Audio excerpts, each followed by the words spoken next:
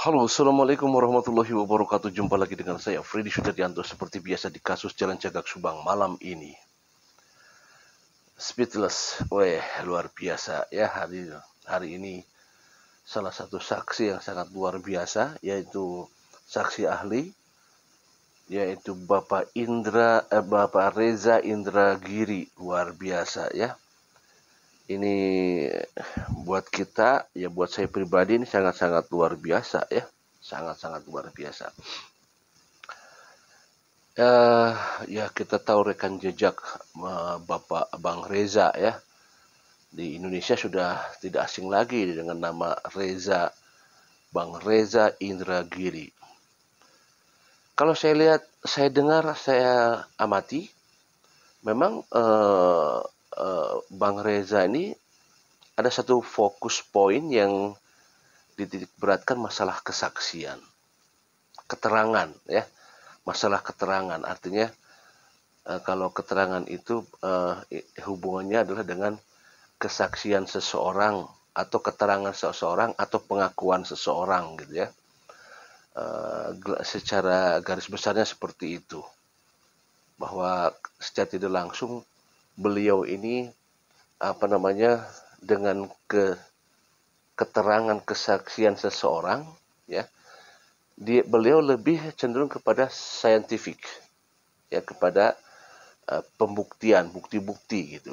Beliau lebih ke arahnya ke arah sana dibanding dengan pengakuan seseorang gitu kan, atau keterangan yang disampaikan. Ya karena ya wajar memang kan seseorang itu kadang pada saat memberikan kesaksian bisa saja dia dalam situasi di dalam persidangan dalam keadaan stres, dalam keadaan tertekan, itu bisa mempengaruhi terhadap apa yang dia sampaikan. Seperti itu. Dan ya kalau scientific kan memang udah sejelas ya, seperti jejak digital dan lain sebagainya. Tetapi tadi ditanyakan juga oleh jaksa penuntut umum bagaimana bahwa keterangan saksi atau keterangan saksi itu kan masuk ke dalam alat bukti, 5 alat bukti itu kan, yang nantinya akan disatukan dengan keterangan ya, bukti surat dan lain sebagainya. Nah seperti itu. Ya artinya beliau juga mengatakan bahwa tidak tidak berarti bahwa tidak bisa, tetapi harus hati-hati katanya gitu. Hati-hati.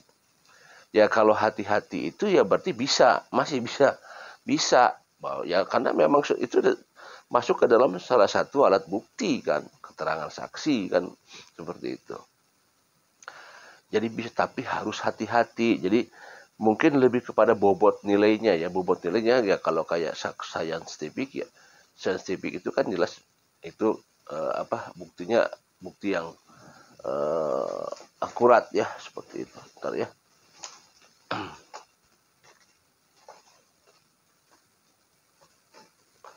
Nah seperti itu, kita lanjut lagi ya. Nah kemudian ada yang menarik di sesi akhir bahwa Pak Rohman Hidayat bertanya, jadi masalah seputar bahwa ada seorang bapak mempunyai mempunyai anak kandung perempuan, kemudian menyuruh anak tirinya untuk membunuh anak kandungnya. Itu pertanyaan dari Pak Rohman di akhir ya. Pada saat ada pertanyaan seperti itu, Bang Reza sempat terdiam sejenak. Kemudian dia mengatakan minta waktu kepada majelis hakim. Dari mana, dari sudut mana nih bisa menjabarkannya kan, seperti itu. Nah, ya kemudian diperjelas oleh yang mulia hakim bahwa ada seorang bapak mempunyai anak kandung perempuan, kemudian menyuruh anak tirinya untuk membunuh anak kandung. Mungkin secara logika gitu. Ya, ini jawabannya.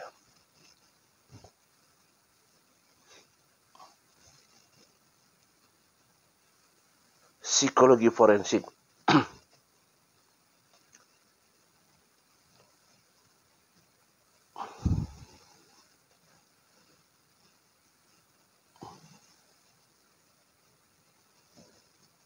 Ada satu keadaan yang disampaikan di keterangan, sama-sama juga jadi tersangka.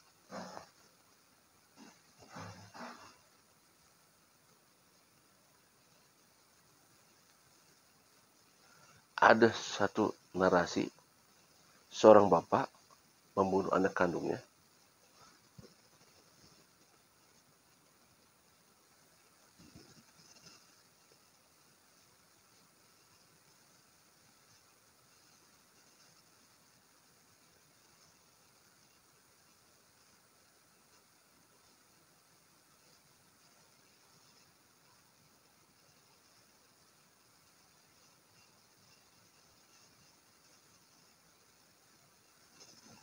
Sebentar ya, maaf saya pakai ini, maaf, sebentar.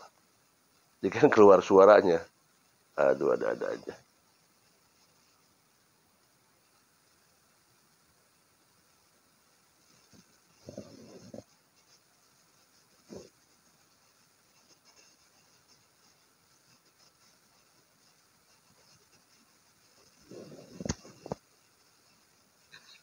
Dan segala kesulitan yang kami pelajari di ruangan ini, bagaimana kata-kata?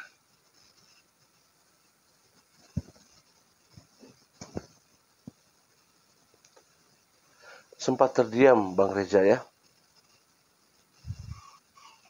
Beri saya kesempatan berpikir, karena saya belum menemukan angle pertanyaan ini. Jadi gini Pak, ada menyuruh anak tiri untuk membunuh anak kandungnya. Ya. Nah, diduga Pak, ini kan belum diduga. Ada keterangan seperti itu. Ada keterangan seperti itu. Nah, kalau dari segi psikolog forensik itu bagaimana? Itu pertanyaan. Ini pertanyaan sangat luas, Pak. Kalau dari sudut pandang psikologi forensik, bagaimana? Itu jadi sangat luas. Saya harus masuk dari pintu yang mana ya? Apakah saya harus meninjaunya dari masalah waras? Mohon izin, Ali. Ini sebagai gambaran bahwa itulah fakta atau bukan fakta. Itulah yang ada di dalam dakwaan. Seolah-olah Pak Yosef itu menyuruh Arigi anak tirinya membunuh anak kandungnya Amelia Mustikarata. Itulah yang tertuang di dalam, sehingga kami bersidang berpuluh-puluh kali itu adalah untuk menguji keterangan Danu yang katanya Pak Yosef itu menyuruh anak tirinya Arigi untuk membunuh anaknya. Anak kandungnya, itu aja. Dari elaborasi saudara penasihat hukum majelis, ada dua hal yang bisa jadi perlu ditinjau. Pertama, terkait dengan keterangan saudara siapa tadi? Danu. Keterangan Danu. Dan saya sudah berulang kali menyampaikan di ruang sidang yang mulia ini tentang masalah keterangan. Posisi saya yang terus terang skeptis terhadap namanya keterangan. Jadi masalah keterangan. Ya. Yang kedua, terkait dengan ada orang tua yang menyuruh anaknya untuk membunuh anaknya yang lain. Nah, kalau pertanyaannya mungkinkah itu misalnya, ya mungkin saja. Mungkin saja. Itu sebabnya terjadi peristiwa pidana. Kalau kita baca Undang-Undang 35 2014, Undang-Undang tentang Perlindungan Anak, kita akan temukan sederet pasal-pasal pidana yang mungkin saja justru pelakunya adalah orang tua si anak itu sendiri. Sehingga ada pasal tersendiri dalam undang-undang tersebut yang memuat kalimat kurang lebih ketika pelaku adalah orang dekat, misalnya orang tua atau guru atau pengasuh, sanksinya justru diperberat. Sanksinya saya agak kesulitan. Dengan situasi itu saya harus meninjaunya dari masuknya dari mana, Bapak? Masuk dari mana ya? Kecuali bisa dibikin lebih spesifik, mungkin akan memudahkan saya. Ya, mungkin kalau Bapak mungkin jadi ahli langsung ketemu dengan beberapa saksi mungkin ya. Ada lagi Pak Rahmat? Satu lagi. Nah, ya. Terakhir ya Pak Rahmat ya. Ya, itu ya. Jadi jelas bahwa ya mungkin saja malah tidak sedikit pelakunya adalah orang tuanya. Nah, ya banyak di media lah, kita dengar di media banyak sekali istri kepada suami yang sudah merencanakan sampai menyewa pembayaran. Ya, itulah banyak kejadian-kejadian seperti itu. Tapi jadi sudah dijawab langsung. Assalamualaikum warahmatullahi wabarakatuh.